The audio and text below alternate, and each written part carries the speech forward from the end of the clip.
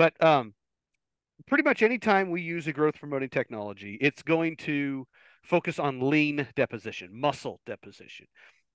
And it's oftentimes going to be counter to fat deposition.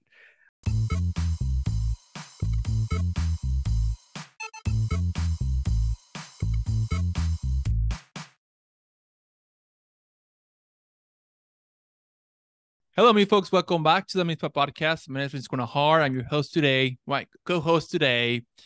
We have a topic that we kind of visited this year about meat quality with Dr. Bass, and we'll like to revisit about this topic. Dr. Bass, how are you today? Great. How are you, Francisco? I just before recording, I bombarded you with a lot of questions that I've Yeah. been getting from small meat processors on how to enhance meat quality, how to get a more tender product. But I think we can start right away. I think, as I said in the beginning, we kind of visited about some of the general factors that impact meat quality. We talk about branding. We Uh-huh. talk about many things, but I think we can narrow it down to simple and concise instructions, if you will, Yeah. for small meat processors. And I give you an example. I have somebody asked me, hey, out of the beef that I'm killing, I'm getting 20-30% low choice cattle, Mhm. and I'm getting 60-70% select and standard. Yeah. What are some simple things that we can do? We can talk about genetics, we can talk about diet, and you're the expert in this topic. Sure. But simple things that the small meat processors, and they're also killing their own animals, can start doing Mhm. to improve meat quality and get more choice and on the prime high end of the spectrum. So Yeah. Yeah, and I'm grateful that you're talking about some of the real world questions that you're encountering. It's kind of like when people write into our info@meatspad.com, asking these specific questions. And this is a little bit more general, but it's definitely a world that I live in. I have for quite some time now. I wouldn't be an expert on like implant protocols, but I'm much more of a theorist and in general kind of discussion. So yeah, I definitely want to talk about that. And um, uh, you sent me some photos of some animals, and the carcasses look fantastic, but um, the marbling might be less than desirable once we start cutting into those things. And so stuff that needs to be considered as far as finding a good balance of what we're targeting is really, really critical.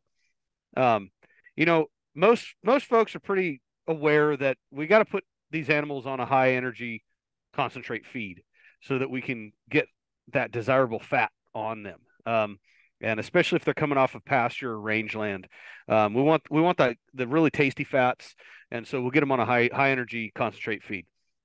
Um, Usually about 120 days is around the minimum that you want to do, but I'll tell you, depending on the genetics you have, sometimes 120 days is all you need.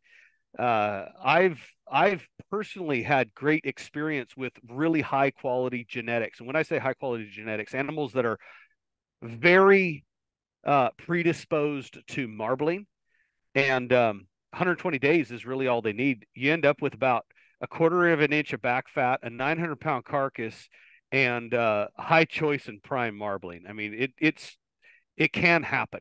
And then the longer you feed that animal, they're going to keep getting bigger, but it's kind of an ideal size in that regard. Um, but yeah, if we can put maybe like 150 days or a little bit more on these animals when they're on concentrate feed, that's going to give them the opportunity to continue to deposit fat where it needs to be deposited. I like to give the example, however, of wine and grapes, and you can you if you have crummy grapes, it's hard to make good wine, even with the best management. Um, if you have really good grapes but bad management, it's still hard to make good wine. But if you have good grapes, good management, good soil, good environment, everything that's pointing in the right direction, that's where it becomes very easy to have a high quality product. And I feel like that can be translated into just about any agricultural item, but especially especially beef, but other animals as well. If they have the genetic potential for high quality, then it's going to be easier to obtain. And so feeding is absolutely critical. Hitting that kind of more optimal target of minimum 120 days, and then going up from there. If you go much beyond 200 days, usually just end up with a really fat animal. Um, and then you have to have the genetic potential. And so there's definitely breeds of livestock that are going to be more predisposed to a higher quality level. And that doesn't mean that others cannot. It just means that some have a greater disposition to it.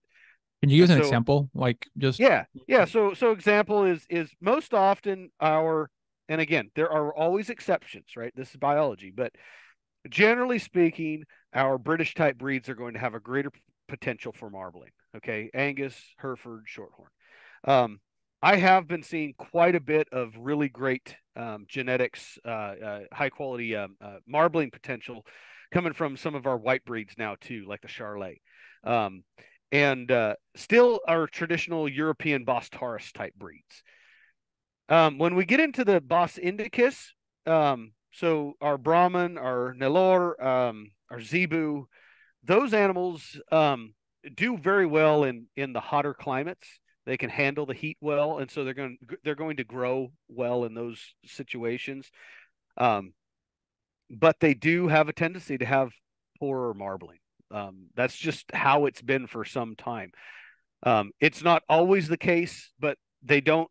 They just those animals just they don't necessarily perform as well as our more British and European type breeds. So if we can influence, say, a Bos Indicus base with more of a Bos Taurus um, outside influence. So say you're a great example is the Brangus that are out there, all throughout Florida and the southeast U.S., where you're getting the quality, the higher marbling potential from the Angus breed, but then also you have more of that heat and parasite tolerance from the Bos Indicus. And so kind of finding that marriage has a tendency to be good to help. So I was giving you an example mhm. of some of the traditional methods that processors are doing, and I mentioned some implants. But I Yep. think it's good to understand some implants are better than others, and some implants have some impact on tenderness. And I think Hmm. it's good to have this information. If maybe you're thinking of using implants, or you're Hmm. already using implants, and you're not getting the better product, you're not getting a highly marble, you got to between the 12 and 13, and say, why am I not getting even 150 days Hmm. of this high energy diet, but I'm not getting marbling? Hmm. Yeah, no. So okay, so you've mentioned a lot right there, and implants are a growth promoting technology that we use in beef cattle. We've been doing it for a very long time, since the 1950s, and are very effective. They're effective at adding another somewhere between 30, 60 pounds of lean on that animal if it was compared to a non-implanted animal. And again, this could vary depending on the protocols and the number of times implanted, but just generally speaking, somewhere in that 30 to 60 pounds. Okay, so we're adding additional pounds. Well, what is that pounds in the form of? It's in the form of lean muscle. So any really growth promoting technology that we have available to us right now, and I say growth promoting technology because it's bigger than implants, but pretty much anytime we use a growth promoting technology, it's going to focus on lean deposition, muscle deposition, and it's oftentimes going to be counter to fat deposition. Um, Now, another great example of a growth promotant that really counters fat deposition, what we also know as a repartitioning agent, are going to be our beta agonists. And so in North America, we have a few beta agonists.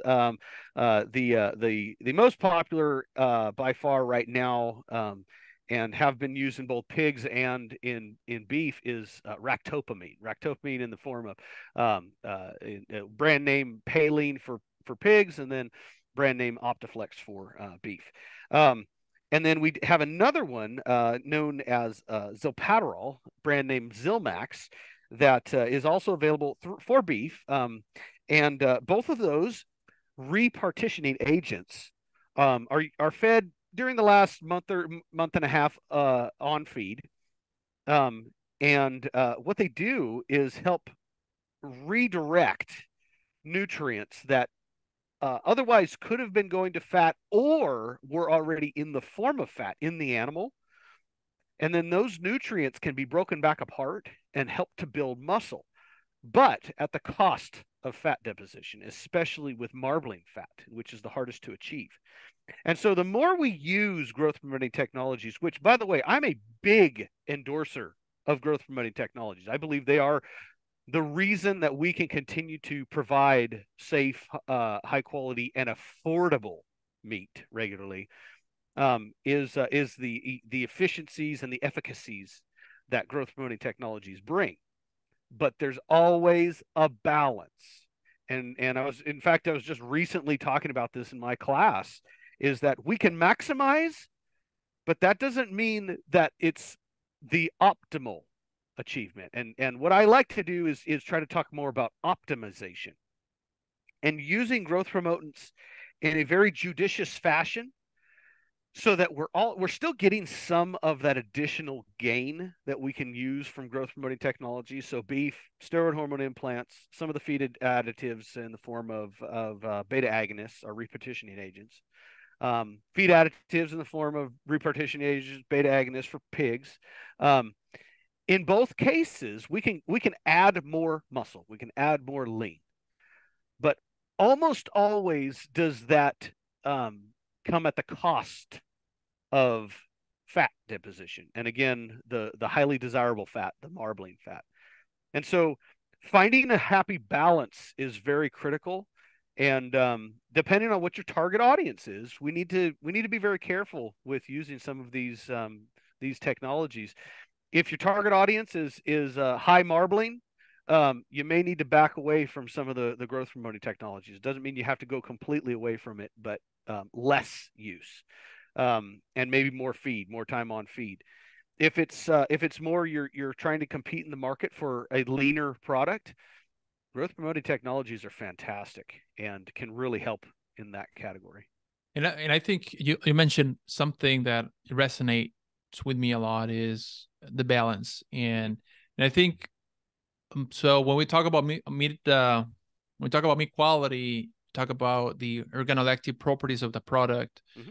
we need to mention the three most important ones, or the three that Dr. Queen always talks about: tenderness, juiciness, and flavor. Yep. And I think it's important to understand how, this growth promotants can have an impact, especially on the tenderness side of things. So Mm-hmm. maybe if you can elaborate more a little bit on that, if Yeah.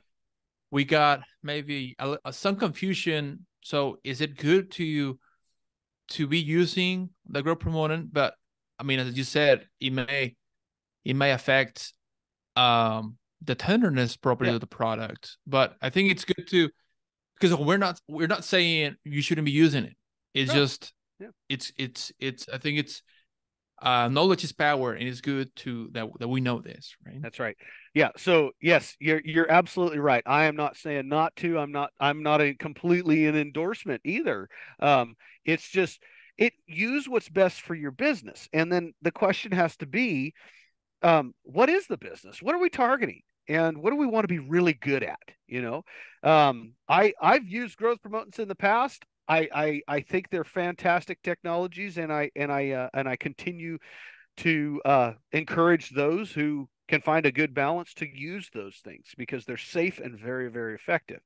Um, but there's always the question of the organoleptic side, and ultimately somebody has to eat this product. And if we're targeting a leaner product for a lower cost, say, and be more competitive in the market that way, then growth promoted technologies are fantastic. But they do impact marbling. And we know that marbling has a tremendous effect on those three properties that you mentioned: flavor, tenderness, and juiciness. Flavor, that's what unique species specific compounds are going to be found. Okay. Beef tastes like beef because of beef fat. Lamb fat tastes like lamb because of the lamb fat. Pork tastes like pork fat, so that kind of stuff. So, okay. So that's one of the things where the marbling comes in. Flavor, tenderness. Marbling is less dense than the muscle surrounding it. It melts. It helps to prevent the over travel of heat. So it slows the migration of heat. And so you don't have a tendency to overcook product, which can lead to toughness. Okay. So there's a variety of different ways where marbling can achieve a tenderness effect. It melts and it creates a lubrication factor on our teeth. Lubrication. So that helps us to bite through it.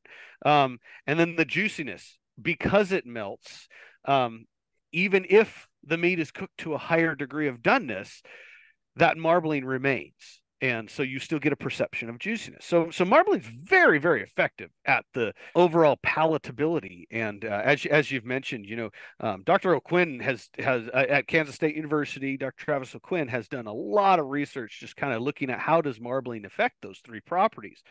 And so if we do impact the level of marbling within meat, it's likely going to impact that final eating experience. However, it's not 100%, but it does. Marbling really does make a big impact in that. And so back to the idea of, well, how are we managing these animals? If we're using growth promoting technologies, they're going to grow bigger. There's also this thing called a dilution factor. So if you think of a chocolate chip cookie that has 10 little chocolate chips in there. And then if we use a growth promoting technology, well, the same number of chocolate chips are in there, but now the cookie's much bigger. And so it doesn't look like there's quite as much. Each bite won't have the same number of chocolate in it, so to say. And so the idea being, it's now diluted the marbling that was there. And if we're using repartitioning agents, it may actually take away some marbling because of the way that the hormone sensitive lipases work in the muscle cell and everything. And so we might be losing some of that marbling. But again, it's a balance. If we have really high quality genetics, growth promoting technologies work really, really well together with that. If we're working with genetics that are unknown, we need to be more careful with using the growth promoting technologies because the animal may not be predisposed to marbling, and so we might miss out. And then finally, the growth promotants do oftentimes have an effect on the muscle fiber itself, the muscle cells themselves, and some will tell the muscle to not break down as easily. Muscle's always breaking down. Okay, and so that's where the idea of the calpains and calpastatin comes in, and that's another discussion for another time. But some of these growth promoting technologies may limit the muscle breakdown under natural circumstances, and so that may result in a less tender item as well. So you got to find out what it is you're targeting. Yeah, no, absolutely, and I think something that I also was asked about yield. Mm-hmm. And from your experience, do we have any impact on yield, like comparing growth promoting and like non-growth promoting? Is there any effect on yield that they also have to be aware of? Yes, absolutely. So the growth promotants are excellent at improving red meat yield. That's what they do. So you may lose some marbling fat, but you may also get more muscle instead of additional subcutaneous fat and seam fat on those carcasses. And so as far as red meat yield, if you're looking to get more meat per animal, growth promotants are effective and very, very good at that. And that's where finding that happy balance, because the red muscle weighs more than fat, and we want that. And so and we sell animals by the pound, we sell the meat by the pound or by the kilo or by the gram, or however, wherever you may be listening to this right now. We sell it by the weight. And more weight on the hooves of those animals means more money in the pocket for the producer. But there's that balance, because if we can produce a higher quality carcass that's going to result in a better eating experience for the final end user, but then also be able to raise that animal very efficiently and get a bigger animal at the same time. Well, that's the holy grail. Sometimes it's counter though. When we're using more of the growth promotants, we may lose some of the fats, and so therefore we have to expect that maybe our marbling potential won't be as great as if we didn't. Yeah, and it's important you keep mentioning what's your target audience? Well, Yeah. who's your customer? Is your Yeah. customer looking at a highly marbled product? Is your customer only making ground beef? I mean, Yeah. it really varies on what your ultimate customer is, and how you can go back to see, should I manage? Should I add this? Should I remove this? Mm-hmm. Get really good at Very, what you very. do, and figure out who your customer is and what they're looking for, and then focus on that, and then diversify beyond there. But every this kind of is a message for those who maybe are considering a branding type program and thinking about, putting your face on there and saying, this is our product. I want you to recognize the brand, but then I also want you to recognize the product that's within that brand. And some of the most successful brands out there. And my previous employer, Certified Angus Beef, has a very, very consistent product that the customer base has come to know very well, and can connect back to the actual logo and the brand, and it's important to have the limiting factors of entrance into that brand. And so for those who maybe have a smaller operation, you're considering branding, you start out with a higher end, and greater restrictions going into your particular product that you want to put your name and face on and sell that. And that's great. But if something does not fit within your specifications, you have to be disciplined. And you can't just allow, just anything to go in there and represent your product. You need to still exclude things that you don't believe is ideal for your particular brand or product. That stuff still has an audience. It still has a customer, but that's where you just sell it into kind of a general commodity commercial avenue.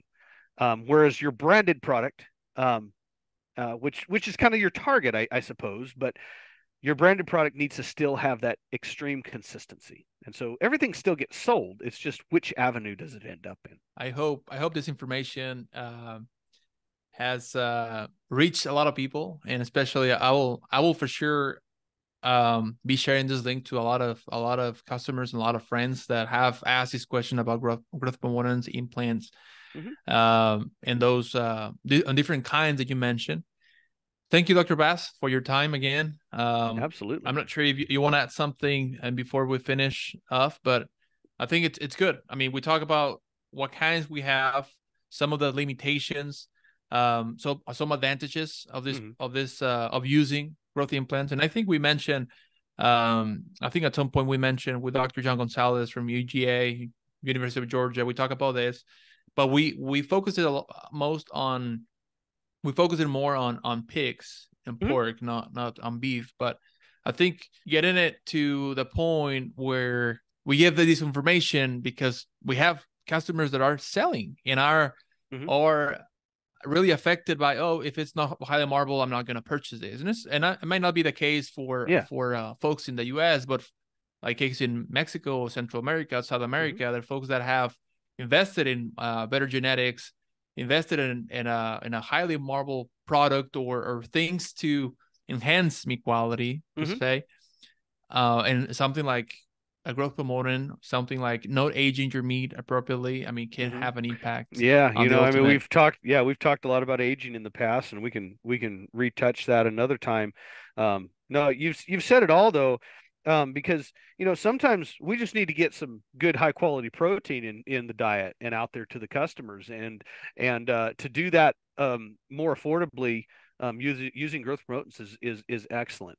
When you begin to have the more discerning palates and the people with greater expendable income, that's where maybe backing away from growth promotants and focusing heavier on some of the more as many of the those in the seed stock world would say, the bells and whistles, the additional things that will enhance the overall final product.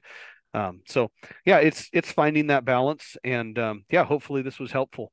Oh, and, well, and one other thing, I regularly mention and talk about this in my meat science classes, but it's the theory can be applied to any of the species. It's not just beef, and I've mentioned pork, but the greater amounts of growth promoting technologies, the more lean muscle will achieve, and that's a good thing from yield perspective and uh, lower cost of production.